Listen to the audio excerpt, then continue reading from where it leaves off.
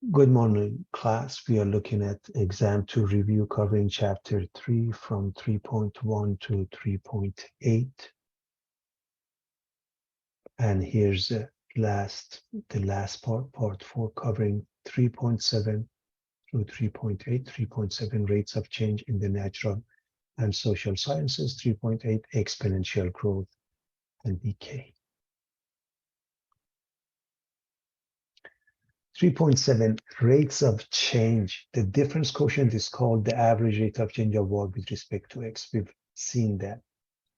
Over the interval of x sub 1 to x sub 2 and can be interpreted as the slope of a secant line PQ. We recognize the following limit as being the derivative f prime. So here's the curve. Here's one point. Here's another point. When you connect them, it gives rise to the line known as the secant line. So delta y over delta x, rise over run, f of x minus f of a over x minus a, f of x sub 2 minus f of x sub 1 over x sub 2 minus x sub 1, f of a plus h minus f of a over h, f of b minus f of a over b minus a. Now, if you look at this graph, for example, here we called it x sub 1 and x sub 2. This is the formula. But if we change this to a and b, this is a, this is b, it's this formula.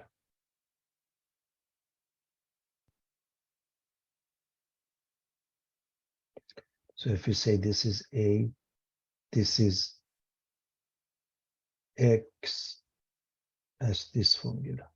If instead of x we said b, it's this formula.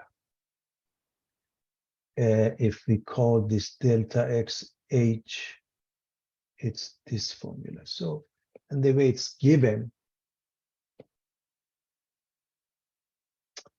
it's f of x sub 2 minus f of x sub 1 over x sub 2 minus x sub. So it's all of a rise over run. Now, when we look at the instantaneous rate of change, f prime of x is this limit, the limit of delta y over delta x as delta x approaches 0, or f of x plus h minus f of x over h, f of x plus h minus f of x over h as h approaches 0. So that's the rate of change, everyone.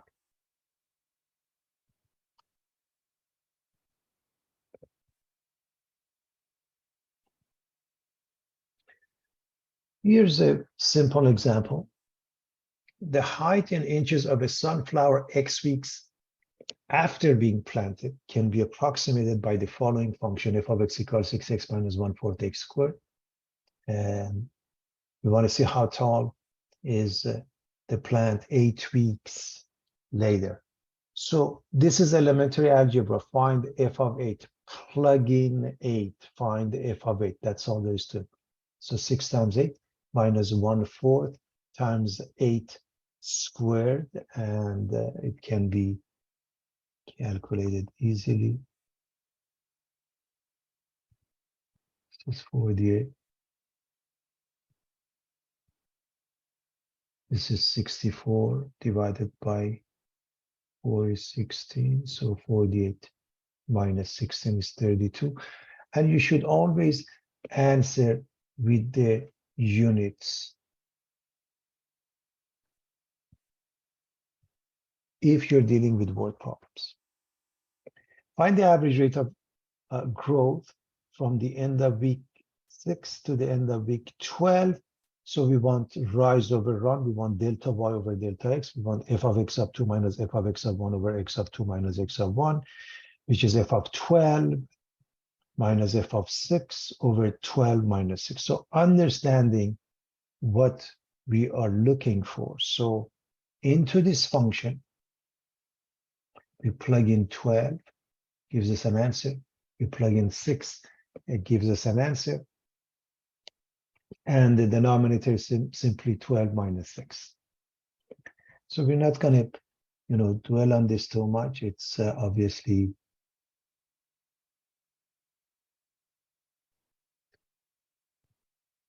$144, and then it gets multiplied by 1/4. We have 6 times 12, 6 times 6 minus 1/4 of 6 squared. You have to do all of this. This is 72, this is 36.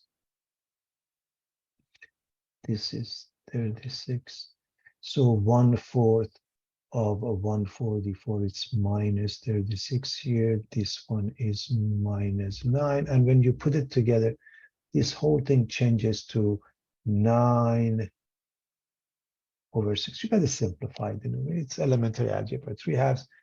I want to discuss the units. I want to make sure everybody understands why it is the case. Just look at this change in y, or f of x, which is in inches. So you look at the units for the numerator, it's the units for the plant in inches.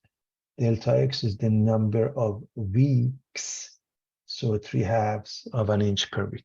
So the units must work, and they do. You want to be very careful with that. Now, the next part is asking, find the instantaneous rate of growth 10 weeks after planting. So first find f prime of x.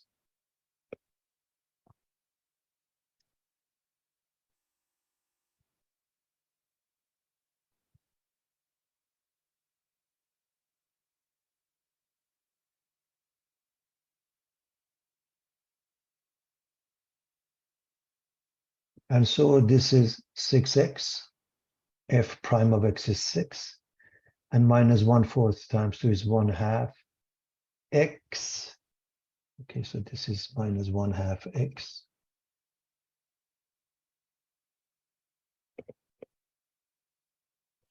And so if we plug in 10, this is 1/2 of x. So let me just write it at top, 6 minus 1/2 x. If you replace the x with 10, half of it is 5. 6 minus that is 1. And the units are the same as the average rate of change. One way to understand this, if you write this as a dy dx, or ddx of f of x, the change in y is in inches over the change in x, which is in weeks. What is the meaning of this? Explain the meaning. On week 10, or you can say after week 10, the sunflower is growing at the rate of 1 inch per week. Very straightforward, everybody.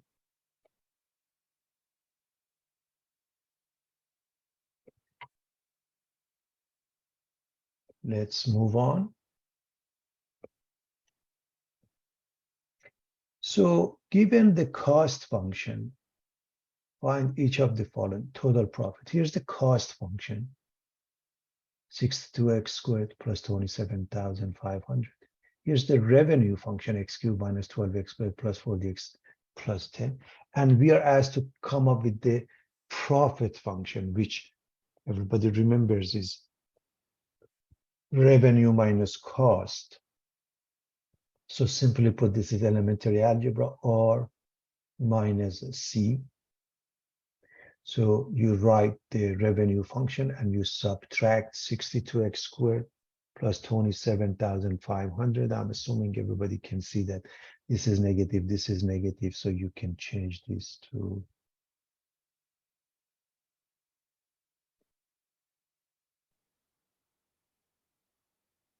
minus 62x squared minus 27,500. These two combine, these two combine, and we get x cubed minus 74x squared plus 40x minus 27,490. Elementary algebra. Now we want to find the total cost, revenue, and profit from the production and sale of 50 units, meaning in each case, plug in 50.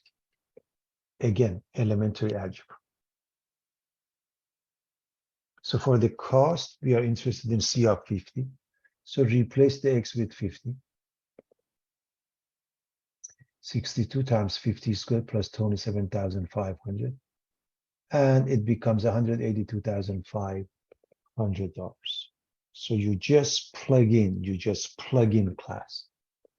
The next one is R of 50. So plug in 50 here and here and here. Do the math, and it gives you the revenue for 50 units as $97,010.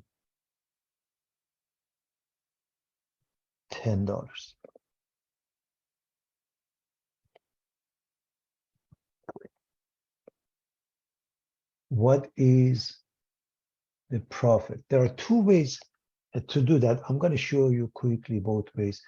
You replace the X here with 50, and there's an easier way, but I'm going to go over both ways quickly. So into this goes number 50. So P of 50, replace the X with 50, and becomes obviously negative. Or since you've already calculated these two, R of 50 minus C of 50. Okay, so if you subtract this number from this number, you will get the same thing. So this actually is faster and easier. I just wanted to show you both ways. And completely elementary algebra, intermediate algebra, very basic. However, when we continue into the next page, it says find the marginal cost, revenue, and profit when 50 units are produced and sold. Marginal cost in business, marginal refers to differentiation. So in short, it means differentiate each piece and plug in 50. So we are going to differentiate. And then more importantly, the meaning of it, we're going to discuss that. But the marginal cost means differentiate. So we are going to differentiate this one. Okay. So C prime is 124x.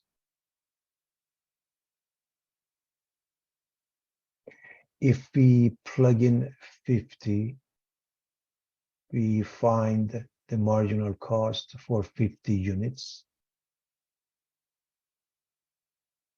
6,200.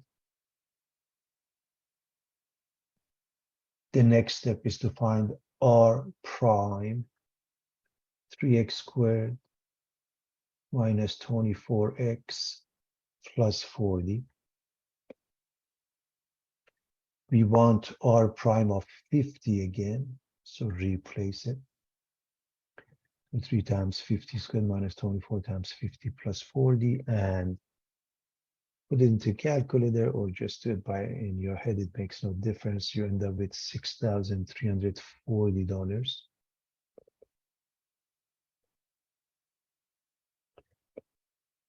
Now P prime, again, I want to do it two ways. If you want P prime, you have to differentiate, which is 3x squared. So we want P prime, 3x squared minus 148x plus 40. So this you have to do. But if you're interested in finding P prime of 50, this is what you can do two ways. One is, of course, replace the X with 50 here, P prime of 50.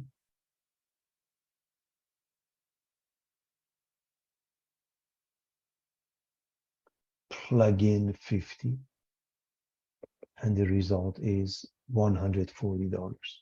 However, if we are just interested in the marginal cost for the 50 units, then we can say R prime of 50 minus C prime of 50. In other words, you can ignore this line and subtract 6,200 from 6,340. If you're interested in calculating this number and this number only, sometimes they want the function.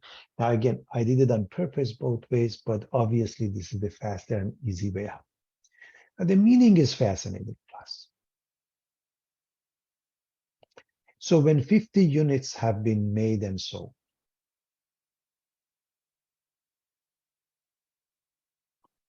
what is the meaning of this marginal cost or revenue or profit?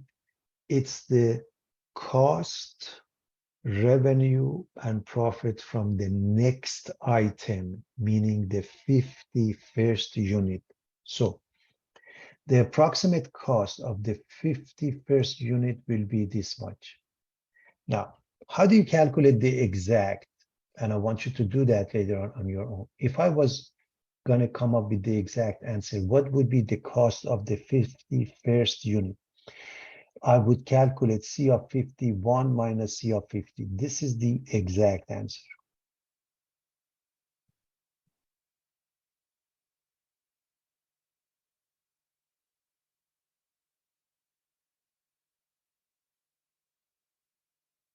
And what we are saying is that this is almost equal to 6,200. Try it. The approximate revenue from the sale of the 51st unit will be this much, 6,340.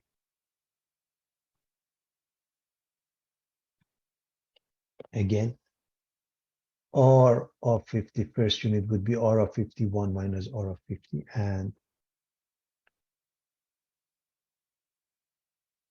the approximation of a profit on the 51st unit is $140. Okay. Now, again, this would be P of the 51st unit would be P of 51 minus P of 50. I highly recommend you try this one and then the other one, and you see that the amount is very close. So why would we be interested in that? Because it's a lot easier to calculate the marginal cost rather than calculating the cost of the precisely 51st unit. Okay. So for example, for this one, you got to plug in 51, come up with the answer. Then you got to plug in 50, come up with the answer. And the difference is the one that you're looking for, which you'll find it to be very close to this.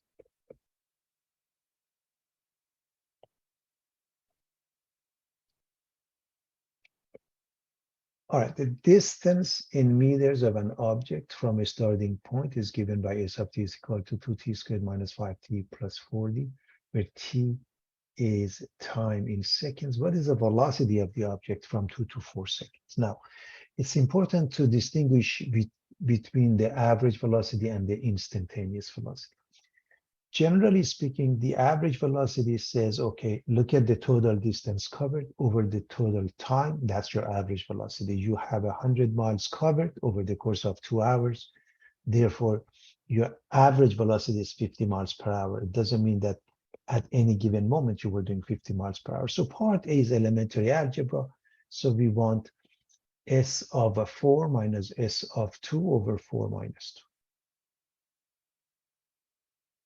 Which means you plug in 4 here, evaluate. You plug in 2 here, evaluate over 4 minus 2, and I'm going to leave it for you to come up with the 52 and 38. If you plug in 4, it gives you 52. If you plug in 2, it gives you 38. And when you divide by 2, you get 7 meters per second, units of the numerator over the units of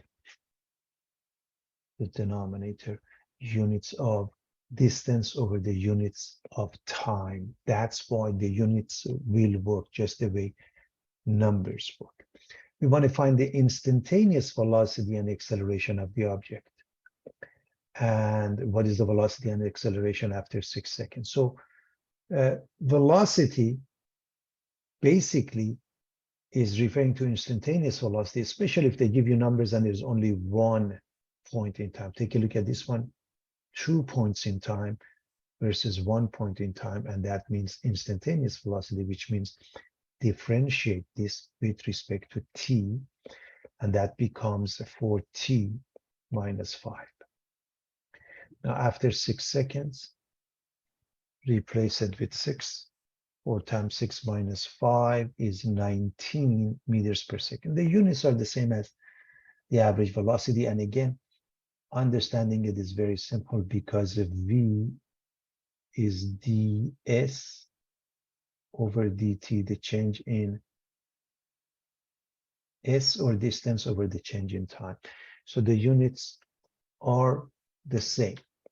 As far as acceleration is concerned, the definition of acceleration is that the second derivative of the position function, the distance function, or the first derivative of the velocity function. In other words, now we are going to differentiate this again, which becomes 4, which is independent of time. Okay, A of t is v prime or s double prime, and it becomes 4, and the units are meters per square second. By the way, if it was a function of time, now you would replace the time with 6. Because it's a constant, you can't do that. You don't have to worry about that. So what happens is, I want to discuss the units. Why is it that it's meters per square second? A of t is dv dt, change in velocity over change in time. That's the reason, dv dt. The units for the velocity is meters per second.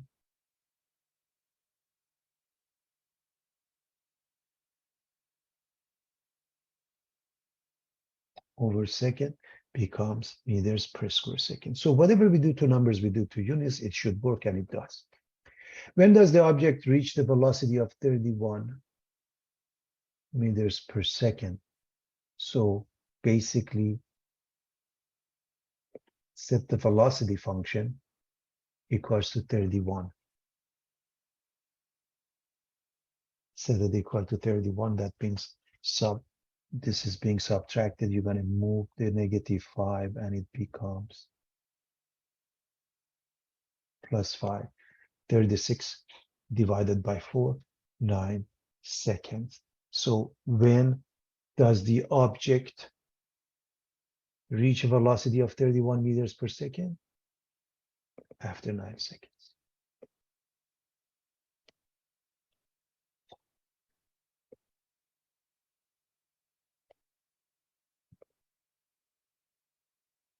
Exponential growth and decay. And I'm going to remind you of various formulas. A quantity Q or Q of t or Y equals Y of t is said to have an exponential growth or decay model if it increases or decreases at a rate that is proportional to the amount of the quantity present. dy dt is k times y. Then y equals c e to the power of kt, and that one is y of 0 or y sub 0. If you replace the t with 0, I hope you recognize this becomes 1. So y of 0 or y sub 0. Now, I'm giving you various formulas. A equals p e to the power of rt, y equals y sub 0 e to the power of rt, y equals c e to the power of kt, q is q sub 0 e to the power of kt. All of them are the same formulas, depending on the text, depending on the science course you're taking, they may use different variables. For example, you remember this was a continuous compounding, right? When it gets compounded, when the interest gets compounded continuously, you get A, the amount equals P, the principal, E to the power of R times T, the rate, and T is the time. So all of them are the same formulas, different variables, okay? And C is the initial value, okay? C or Y of 0 or Y sub 0 or Q sub 0. R or K, depending upon which formula you use. Notice we are using R here, we are using K here. This R is the same as this K, everybody. This K is R, okay? So R is constant of proportionality, also called relative growth rate. dP dt is Kp. Look at dy dt is Ky. I hope you see that it's the same concept, okay? So if we go, or dP dt, you may say it's RP, it's the same thing. Rate of growth, dP dt, the derivative.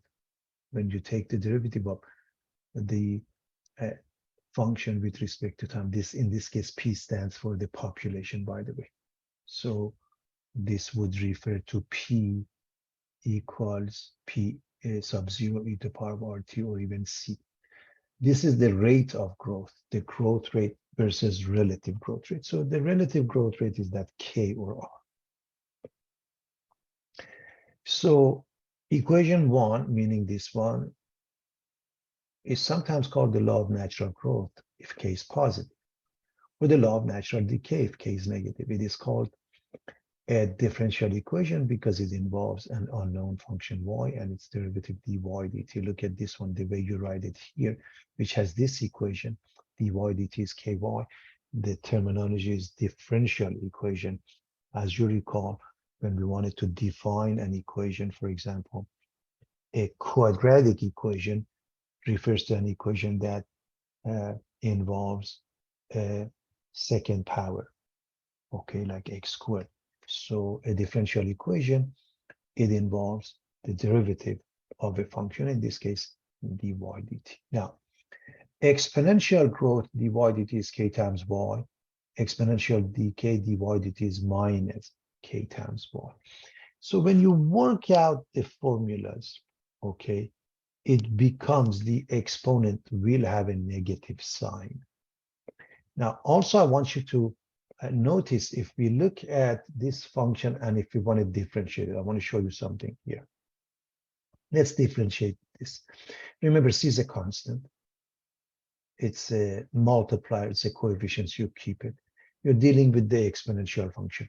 How do you differentiate an exponential function? You write it itself and then times k by the chain rule. So C remains the same function times k. And as you can see, this part is y, right? So it's k times y, right? Y is this part, right? This part is y, so y times k or k times y. In other words, we are proving with the reverse process. If the solution is given and you differentiate it, you prove that, okay? Because in order to go from here to here, we need the integration. We're going to look at it later on, but for now, given the answer, which is this is the solution to this. To prove it's a solution, all you have to do differentiate this and show it. Also, we have this thing called the Newton's law of cooling, where capital T represents the temperature. D capital T dt, that means take the derivative of the temperature as a function of time with respect to T, is K times T minus T sub S, which is the surrounding temperature. So this is following the Newton's law of cooling, which says capital T of T is y sub 0 e to the power kt plus T sub S, and y sub 0 is T sub 0 minus T sub S. We will go over that with a little bit more details shortly. So let's look at what we have seen. Again, this is really not brand new. We have seen it in previous courses. So a population of a bacteria goes from 1,000 to 4,000 in 3 hours.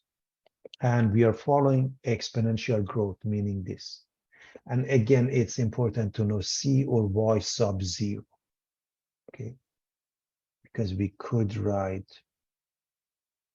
instead of this, could write Y sub 0, the initial value. That's really the idea. And so we want to find the population in 6 hours, which means really you have to find the formula, the general formula here, and then replace the T with 6. So following this, the initial amount, we're going to say it's 1,000. And after 3 hours, Y of T equals 3, this is T equals 3, is 4,000. So this is the given information. So when we do word problems, it is extremely important to write the given, what is given to us. So the translation of the problem. So in essence, we are looking to find K, and we want to find the Y of 6. Now, why do we want to find K? Because we are assuming we start with 1,000, so we know C, we don't have to worry about that, because we really need to find C and K. C is given as 1,000. So starting with that, we are going to write Y or Y of T, Y or Y of T is C, which is 1,000 e to the power of kt. And now we're going to use this. So Y of 3 is 4,000. That means 1,000 e to the power of k times 3 is 4,000. So we're going to use this one. Y of 3 is 4,000. And instead of T, take a look at this formula. We're going to use this formula. Instead of T, you're going to put 3. And so we can drop the 4,000 and change this to 4. And I can take, since the base on the right side is E, I'm going to take a natural log of both sides. So the left side is ln 4, the right side is just 3k. Again, we take the log of both sides. Because the right side has base E, we take a natural log. So k becomes the left side, ln 4 divided by 3. And using a calculator, you really want to use a lot of decimals. I used only 4. Maybe you have to use even more, okay? And so the formula is basically found here as y of t is 1,000 e to the power 0.4621 t. What are we looking for? The population in 6 hours. So now it becomes elementary algebra. Replace the t with number 6 and use a calculator, and it has some decimals. And because we are looking at the population of bacteria, we round it to the nearest whole number, which is 16,000. So this, I highly recommend you always start writing with a bunch of decimals and then do the rounding accordingly. So everything is clear as to what you have. When do we reach 30,000? So simply put, here's the formula. Set it equal to 30,000. That's all you have to do.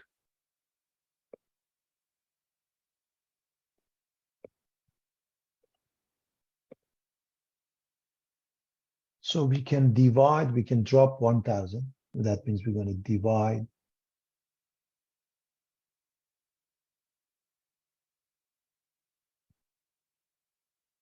by 1,000. And again, look at the right side. The base is E. So we are going to take the natural log of both sides. So the left side is ln 30. The right side just becomes the exponent 0.4621 t. And t is the left side ln 30 divided by 0.4621. And now we use a calculator. And this is an approximation. So about 7.36. And whatever the units, look at the units, 7.36 hours. Units of time, units of time.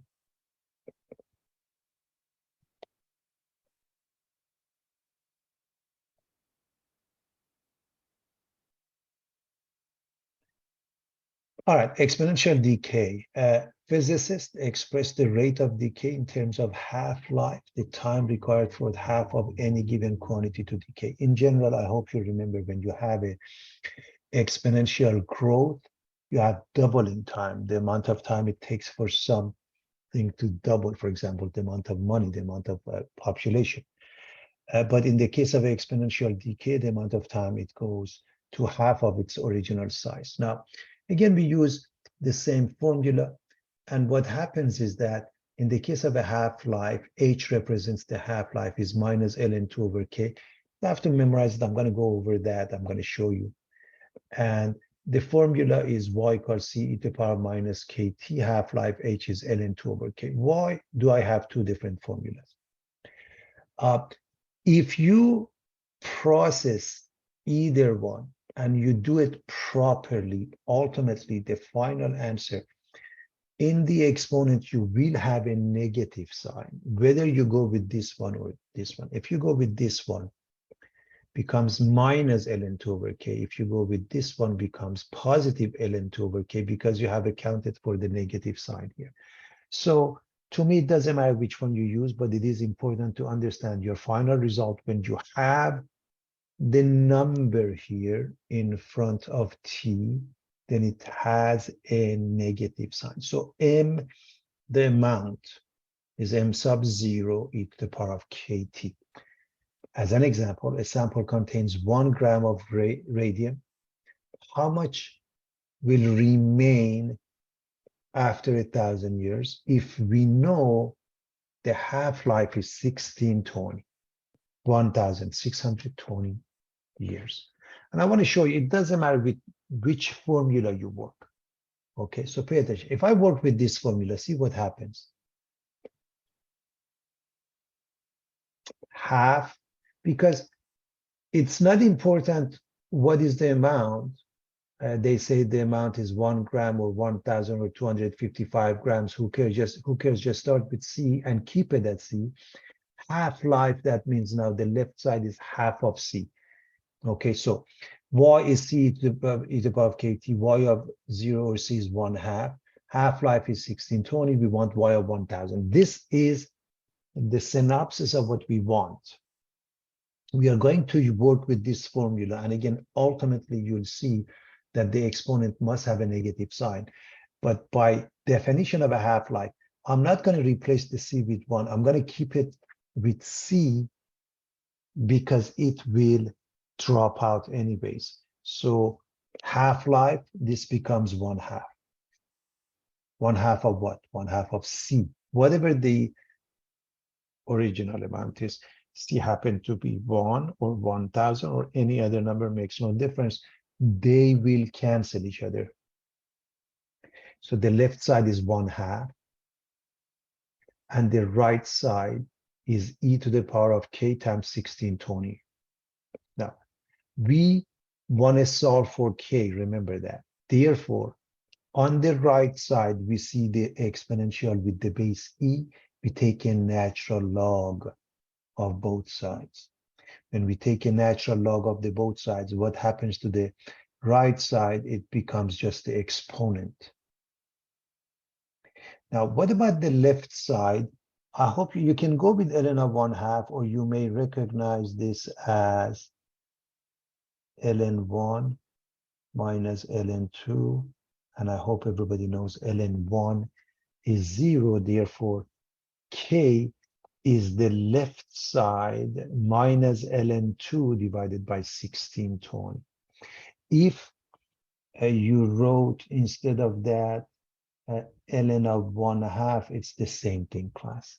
Now, of course, if you kept it as minus ln2 over 1620, it's an exact answer, and that's fun. Sometimes you see people leave it like that, and at the end, they plug in.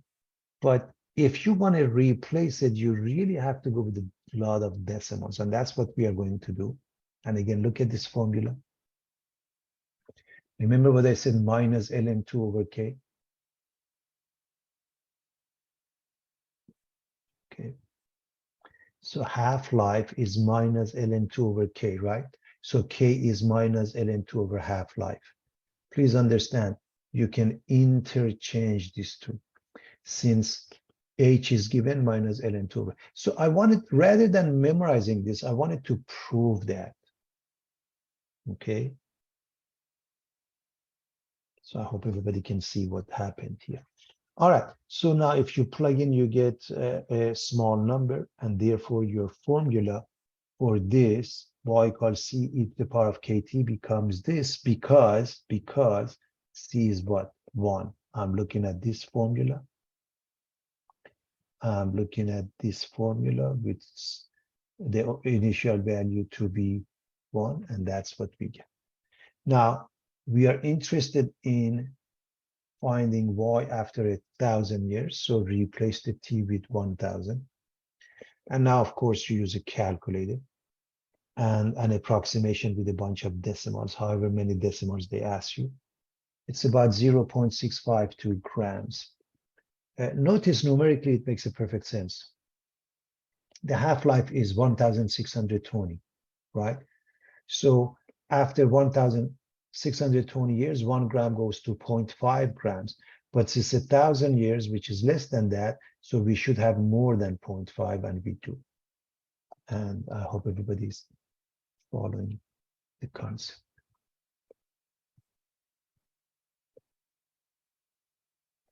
Could somebody read this, please?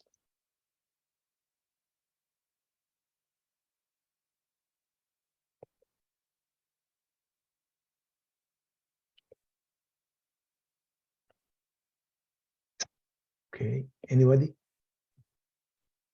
Can I go ahead? Sure. The growth in world population in millions is estimated by the formula P equals 3,100 E above 0.0162, where T is the number of years since 1960.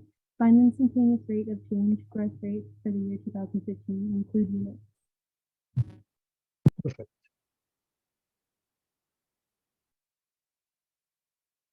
All right, so basically we are given the formula, and the moment we see an instantaneous rate of change or growth rate, simply put them, even when you see rate, and in one point in time, that means instantaneous rate, that means differentiation. So pay attention to the terminology rate, which means differentiate. So to differentiate, 3100 remains because it's a coefficient. E to any power remains because that's the nature of exponentials. And by the chain rule, times the derivative of the exponent, which is 0.0166. So we want P prime of T, 3100. Then we write the same thing. And then by the chain rule times the derivative of the exponent, which is just a number in front of T. And now if we multiply these two, here's P prime of T. Now, since we go from 1960 to 2015, the difference of 55, T is replaced with 55. Okay, so why 55 from 1960? T is the number of years since 1960. So 2015 minus 1960 according to this. And now, again, you plug it into a calculator and you get 128.2273. It's important to understand the population was in millions. And P prime means dP dt. That means units of population over units of time. That's why we have million people per year. So the units must work, and they do. I also show you a different approach because in case you see it for your homework. So y is c e to the power of kt, dy dt is ky, and dp dt is kp if you go with p for the population. In this example, k is this number, the coefficient of t. So p, we want p prime of 55 according to this number, which is k times p of 55. So we are looking at this one, dp dt is k times p. P prime, dp dt or p prime is k times p. So k times p of what? 55. So you can evaluate this when t is 55 and multiplied by k. So evaluating this means replacing the t with 55 and multiplying it by k. So in case you see this formula, and this will give you exactly as it must, the same answer. So I hope everybody's clear on that.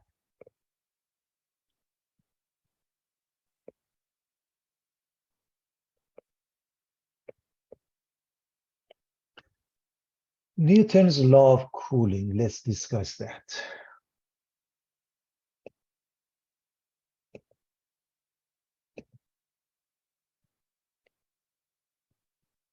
Newton's law of cooling states that the rate of cooling of an object is proportional to the temperature difference between the object and its surrounding, provided that this difference is not too large.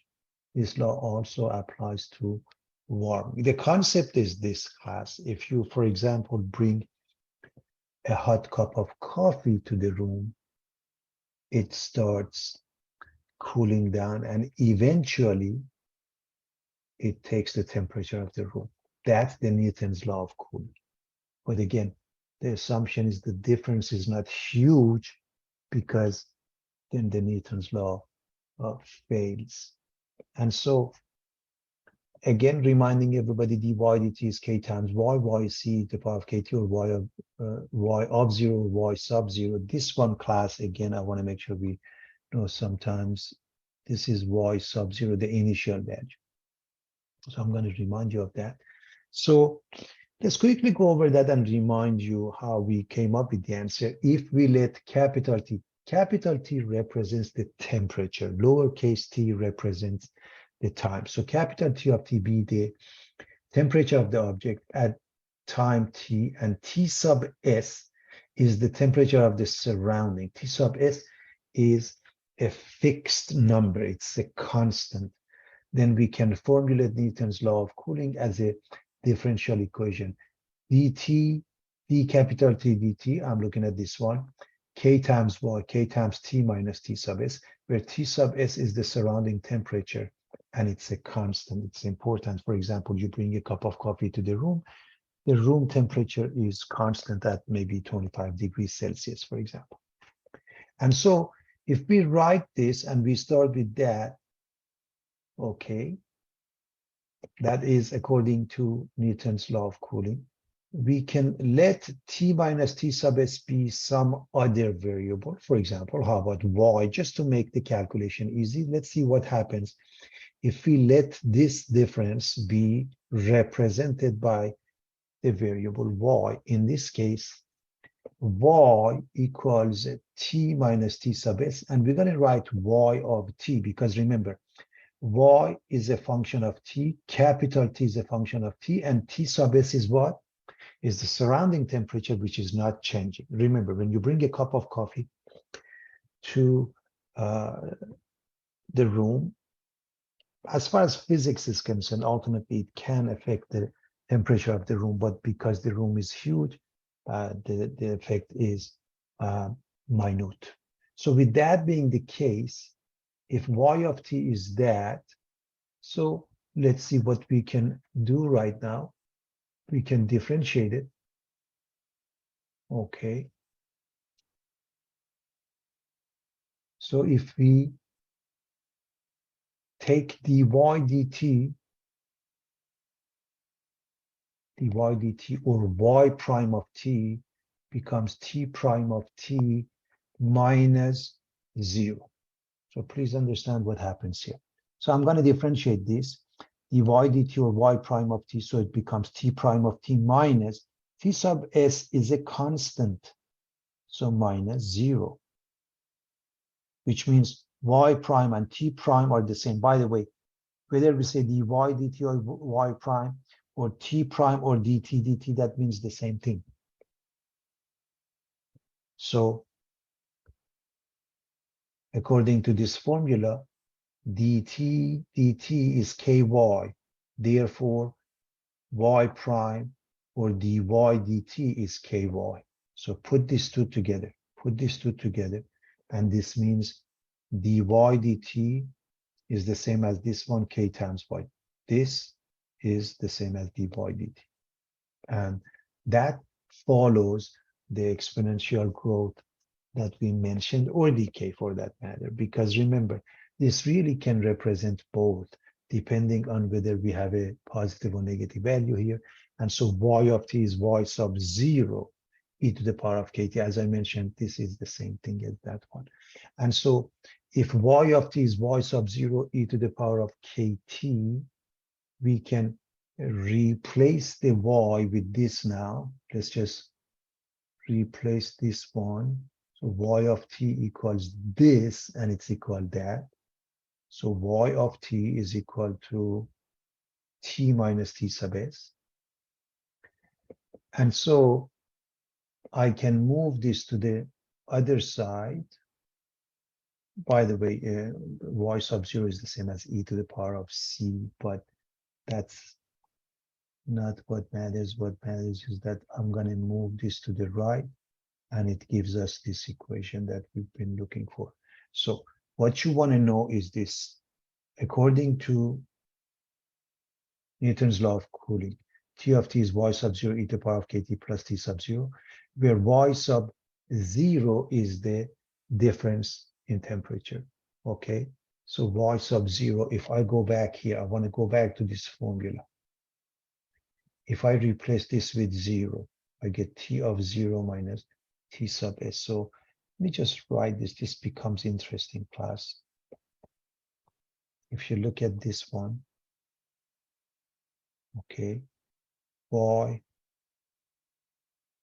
of a 0, which by the way is y sub 0, is T of 0 minus T sub S, which means T of 0 is also T sub 0.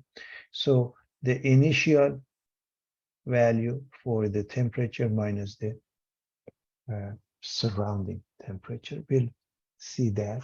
So it is extremely important to know the formula.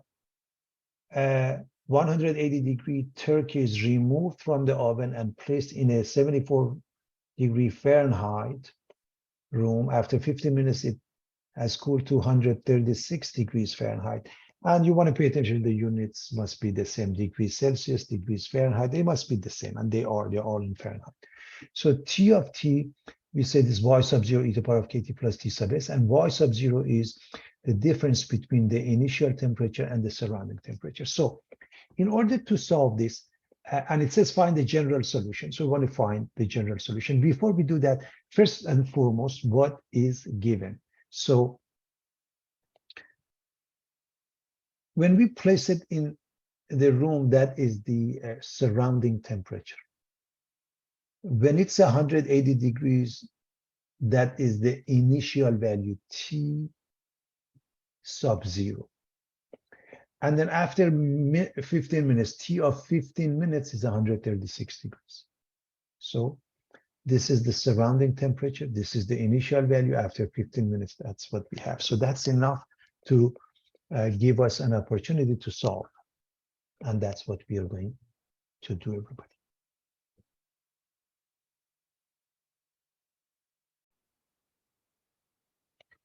All right, so we have the given. It's important when we do word problems to write the given. Okay, and now we want to go with this formula.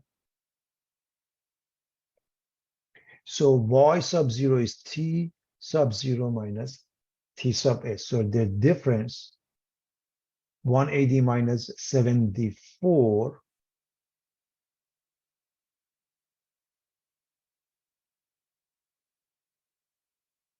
or 106,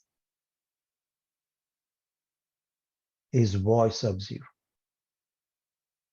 Therefore, this formula so far, we have y sub 0, which is 106, T sub S, which is 74, and we are looking for K. So let's write it. T sub S plus Y of T. And by the way, in some texts, they put the T sub S first. In some texts, they do it the other way. It doesn't matter. Just be careful not to mix them up. So 74 plus 106 e to the power of kt. This general solution, what has missing is K. How do you find that? This piece of information, T of 15 is 136, meaning I can say this is 136, and I replace the T with 15. That's the meaning of it. So T of 15, 74 plus 106 e to the power of 15 times K equals 136.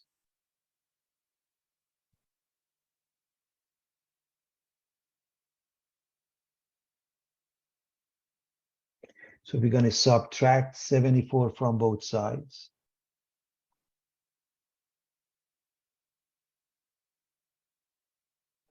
And the right side becomes 62. We're going to divide by 106. This goes away. So e to the power of 15k is 62 over 106.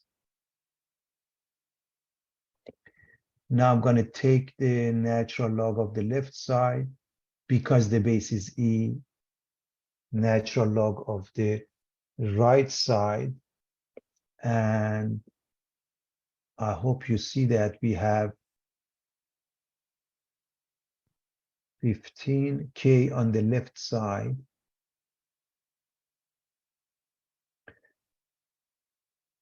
Ln of 62 over 106 on the right side. So divide by 15.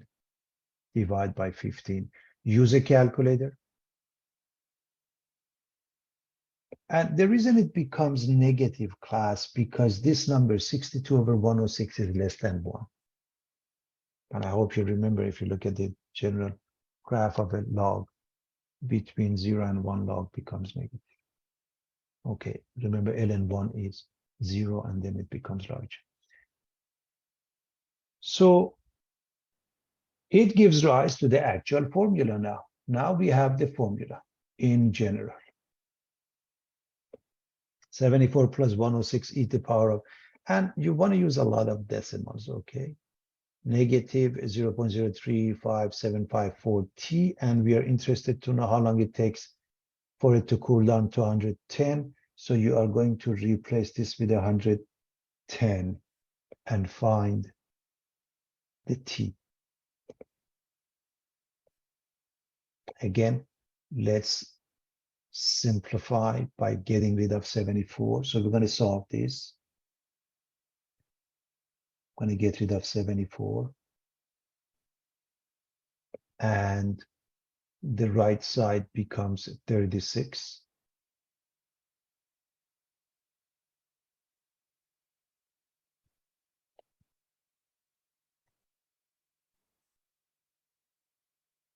We are going to divide by 106. Divide by 106.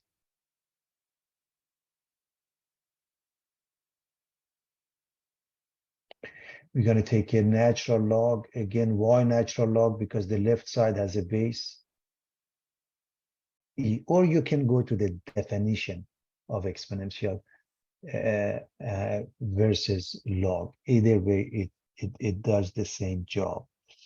So the left side becomes the exponent, whatever this one is. And the right side is just a natural log of the right side. So ln of the left side equals ln of the right side. So since we have it here, we don't have to write this here. Let me actually clean up. And so ln of the left side is just this. And the right side is ln of 36 over 106. And if you divide both sides by this number, you get a positive value. By the way, this is negative. Why is this negative? Because this number is less than 1.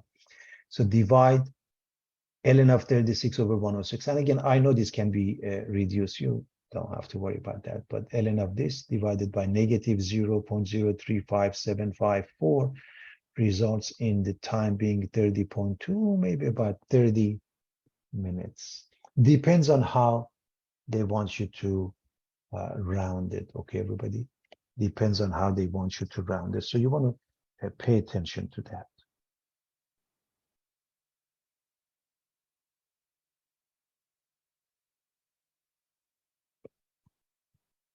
Okay. Here's the last question. Could somebody read that, please?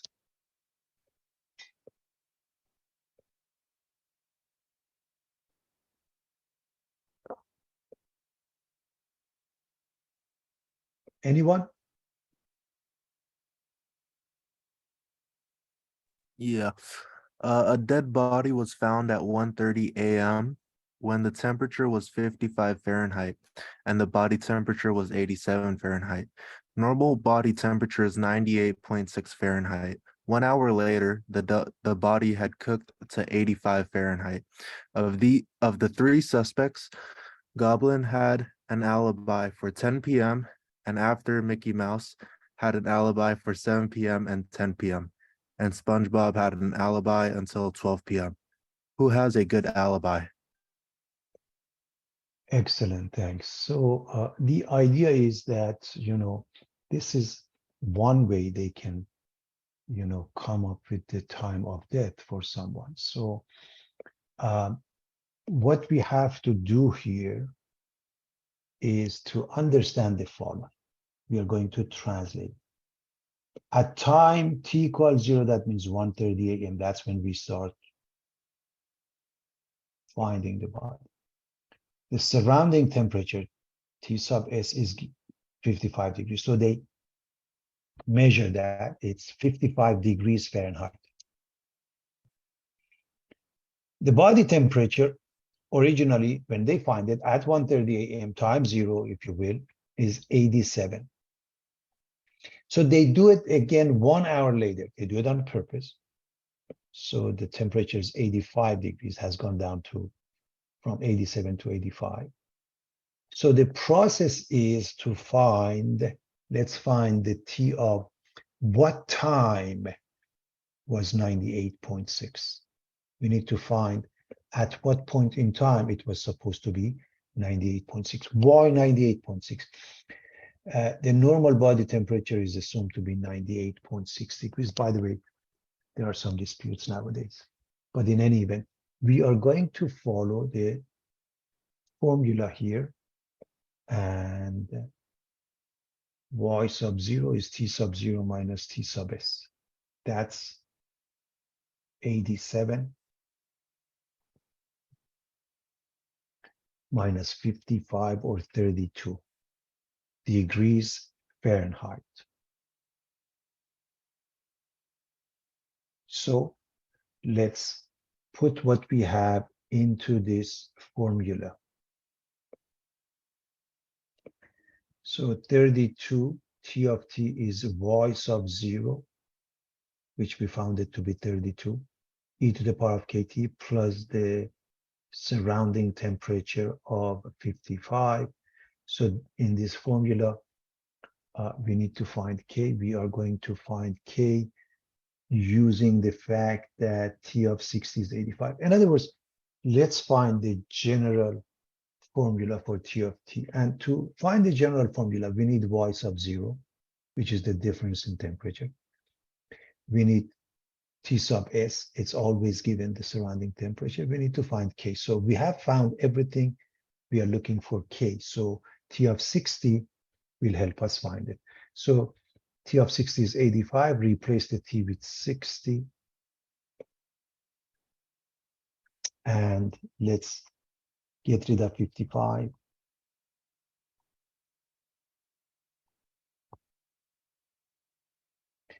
And that becomes 30.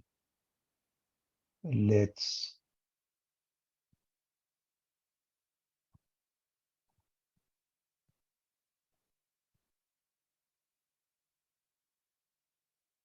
divide by 32. Now, class, we can simplify 30 over 32. That's really not 15 over 16. Everybody knows that. But that's not what I'm interested in. I want to just go through the process, taking the natural log of both sides. Because the base is E, I'm going to take a natural log. And the left side becomes 60K. And the right side becomes ln of 30 over 32. So let me see if I have room to write it up here. So we're gonna write up here that 60K equals the natural log of 30 over 32. So we need to divide both sides by 60, and using a calculator, we come up with the answer. Notice it's going to be negative for a simple reason, because 30 over 32, 15 over 16 is less than. And so when you go back to this formula, everything is given. Now we found K, let's put it in. And so the next thing remains, okay, when do we get to 98.6? So we're going to set this one equal to 98.6 everybody.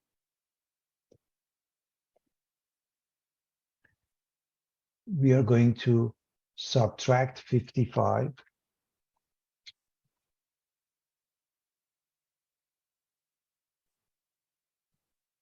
So 98.6 subtract 55, divide by 32.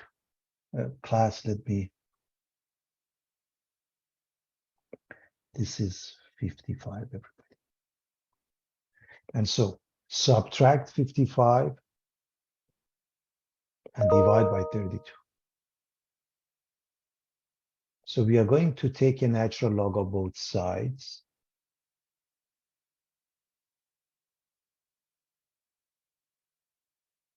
Ln of the left equals ln of the right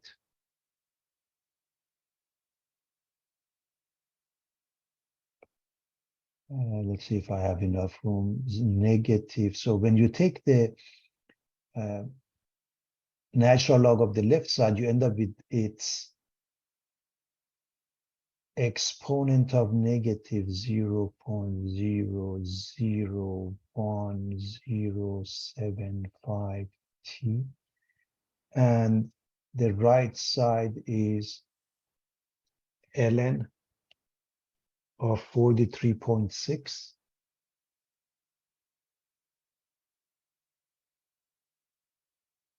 over 32. You calculate that, and then you divide by negative 0.001075 t. Again, I want to make sure everybody understands what happens. As far as the units, this will be positive because 42 over 32 is positive. And then you divide by negative, you end up with negative number, negative 287.7 or negative 288 minutes. What does it mean? The zero time for us was 1:30 a.m. Take a look. Here's the initial time. 1:30 a.m. is when we found the body.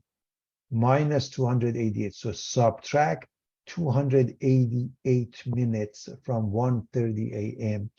and it gives you about 8:42 p.m. 8:42 p.m. So go back 288 minutes. And remember, 60 minutes is 1 hour. 240 minutes means 4 hours. And then this is more by 44 minutes. That's how you come up with 842. I'm assuming nobody has any problem with that simple calculation. And so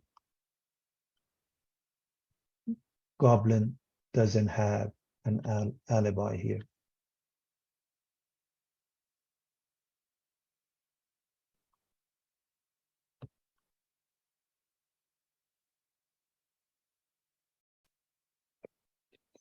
So according to this,